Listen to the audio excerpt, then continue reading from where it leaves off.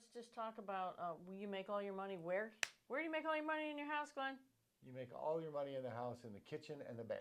Kitchen and baths, right? So what's in the kitchen? Not granite. Quartz. The kitchen quartz, because quartz just has this. Well, thanks for joining us on the fun and mentals of real estate. What's our question of the day? The question of the day is, where does return on investment meet lifestyle? Ooh, there you go. We're talking about upgrades in your home. Yes. People call us all the time and say, hey, what kind of upgrades should I make? Always kind of keeping resale in mind. Sometimes they're really prepping their home for sale, and sometimes it's just like, hey, I want to do this, but is it smart? And I think it's interesting. The upgrades that I would have done 20 years ago are different than the ones today. The ones that I do 10 years ago, 5 years ago, a year ago, they're probably different. Yeah, they probably are. So what is trending? What are the things? Yeah, what are some smart upgrades you can make? We talked last week about what the easiest, I guess, almost like hacks, like what are the best return on your investments if you're prepping for sale in particular. And now we're going to talk about what's trending in upgrades, right? And so that's a little bit different. So whenever we talk about what trends are, you don't want to go too trendy, because you'll need to change it in just like 5 years or 3 years, all right? Okay, so timeless trends. In a sense, there's nothing you can do about it because stuff's going to change. I don't know what's going to happen 10 years from now, 5 years from now. Yeah, next week we're going to talk about colors. So the warm tones are back in. We're going to talk about colors next week. But right now, let's just talk about you make all your money where? Where do you make all your money in your house, Glenn? You make all your money in the house in the kitchen and the bath. Kitchen and baths, right? So what's in the kitchen? Not granite. Quartz. The kitchen quartz, because quartz just has this plethora of choices. Is it more expensive, or is it about the same? It's more expensive because granite's man-made material. It's taken out of the ground. You get what you get, and you polish it. Right. But in quartz, it's a combination of man-made and granite together, and they have tons and tons of patterns. It could look like marble, right? You can get quartz to look like marble, and you don't want marble in your kitchen, but people love the marble look. I know a friend that he has marble in his kitchen. It's so hard to take care of. It's very, very soft. Cool. It's very, very soft. It's not great. No, so in addition to the quartz, we want a big island, right? Large islands are very big. Yeah. Double islands have been in for quite some time. But people love the large islands, place to gather, place to hang out, right? And just wonderful cook space if you like to. Now, we had people over for Easter, and that's where they hung out in the island in the kitchen. Island in the kitchen, there you go. Well, we're from the Midwest, so that's what we do, right? Double ovens. Another thing in the kitchen that are very, very popular trend is to get I have oversized double ovens, always have. Yeah, love to cook, because I love to cook. So when you want to make the turkey, you don't have to try to like shave it off. Use the barbecue grill. Right? Yeah, that's right. Or use the barbecue grill. The technology is amazing too, because we have it doubles as an oven and a microwave. I don't know how they do it, but it can do both. That's true. The microwaves do. So if you have the microwave oven combo, and you have the microwave that's also now a convection oven, and ovens also can be air fryers now. So they have all kinds of crazy stuff out there. Next thing, walk-in pantry. So just kind of hanging in the kitchen. Right. Walk-in pantries, and then to kind of tag off of that, storage. Storage everywhere is a very, very big trend. Interesting. So whether you can build it in the drop zone or mud zones, which are also very popular right now, and have been for a while, but now they're becoming even more so. It used to be go in the laundry room, drop your stuff. Well, now there's a drop zone. That's not the laundry room, right? Mud zone, drop zone. If you can put some built-in seating there, and you can open it up and put it there, right? Your shoes on, your closet systems, built-ins, wherever you can get them. But storage everywhere is a big deal. Cool. People kind of like, always thinking, I'd love to live in a tiny home. Well, if you did, you'd need a lot of storage in a lot of places. Yeah. So people very much after that. Another big thing in the floor plans, or you're like, hey, what can I do with this? What should I do with my rooms? Right. Should I take a wall down? Interesting. That's what we did.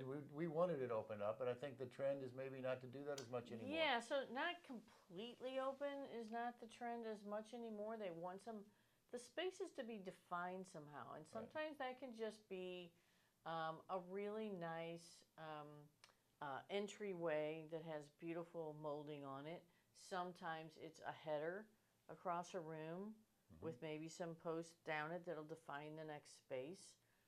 Offices, obviously. Everybody wants a home office. Because we're all working from home now. Yeah. And sometimes two offices. What are they called? Pocket offices, right? There's pocket offices are also a trend, and that's just a little space that you can just have a little desk and your computer, and you can do your Zooms in.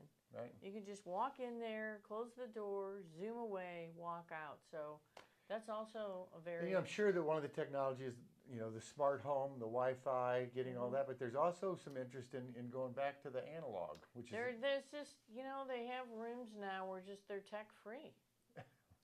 And it's the game space, the pool table, all the fun things to do. We're not looking at a screen. Right, shuffleboard, whatever. But that's becoming more and more of a thing as social media just tends to be a little bit predatory on the younger generation. And they're finding out all the studies about it, so that a space that is tech-free, internet-free is a really big deal right now.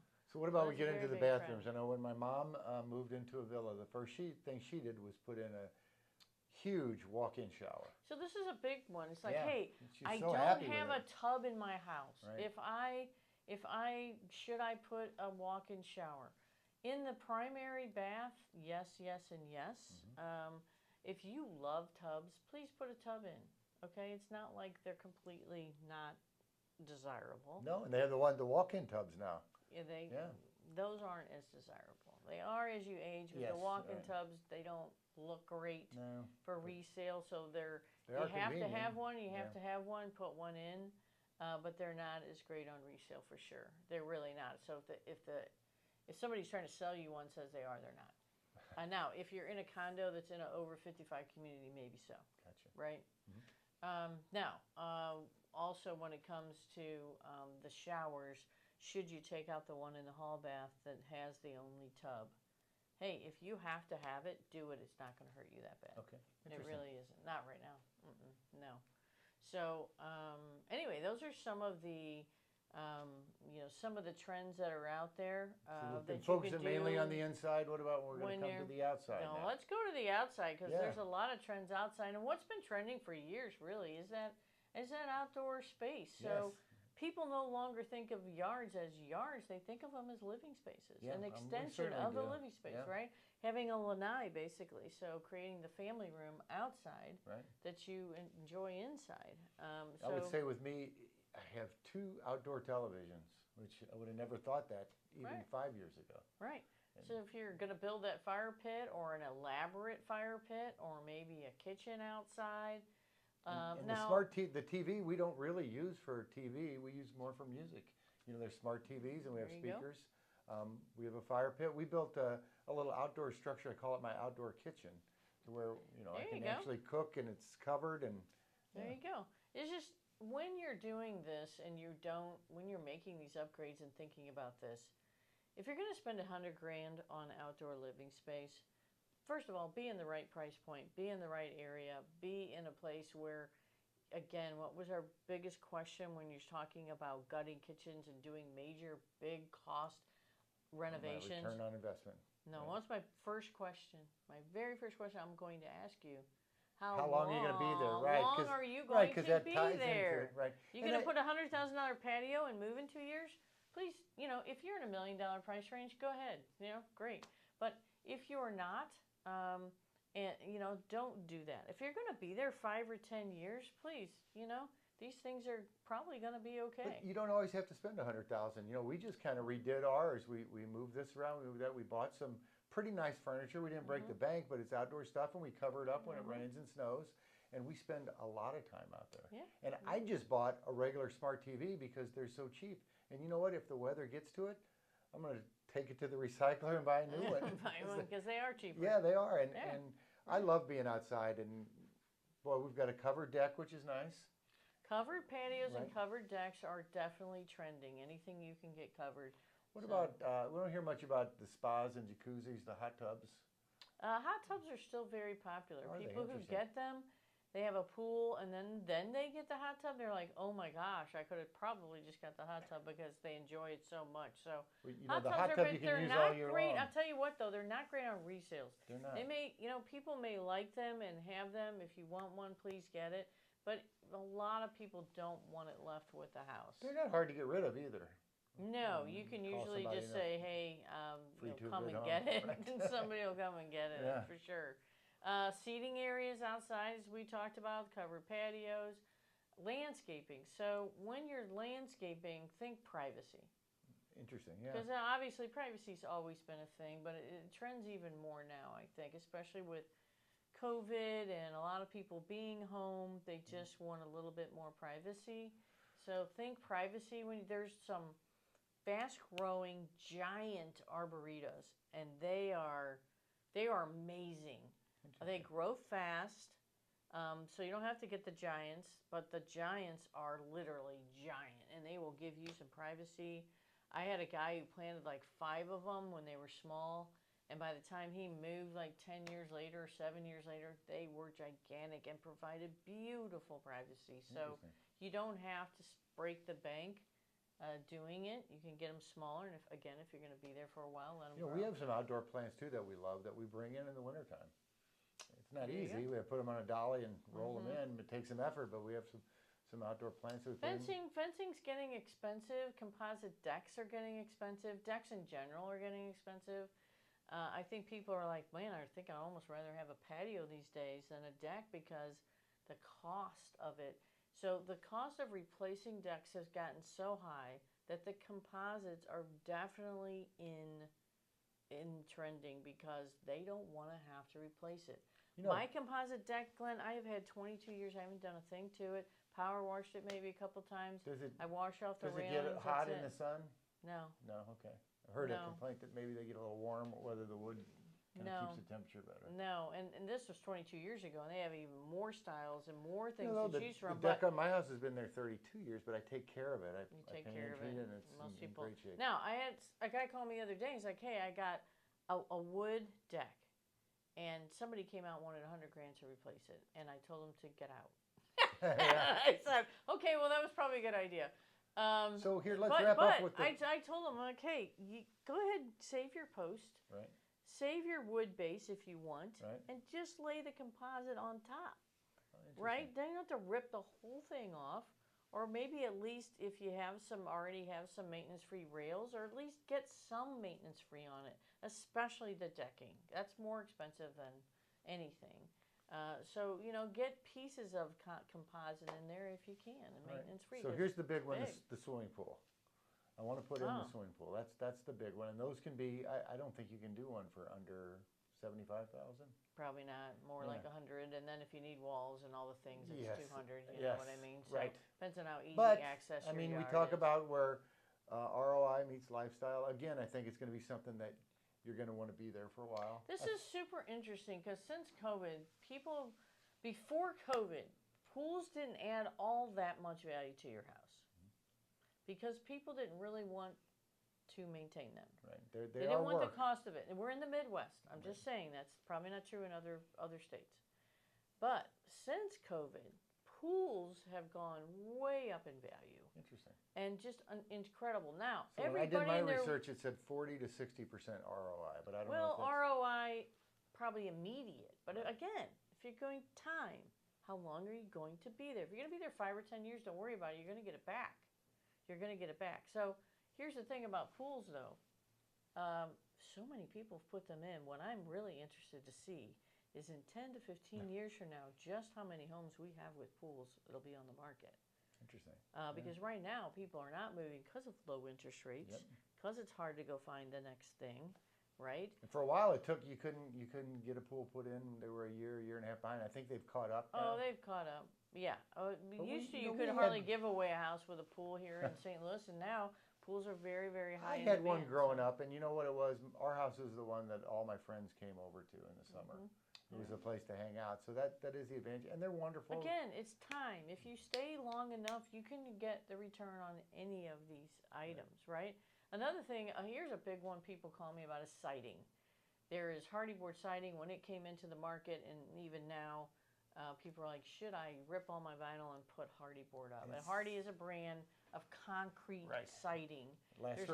There's also a newer siding called like a smart siding, an LP smart type siding. And this is a composite.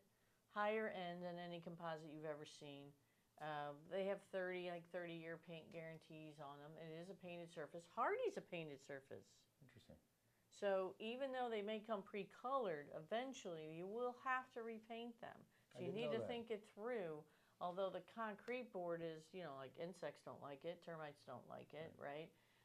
The LP Smart is a composite.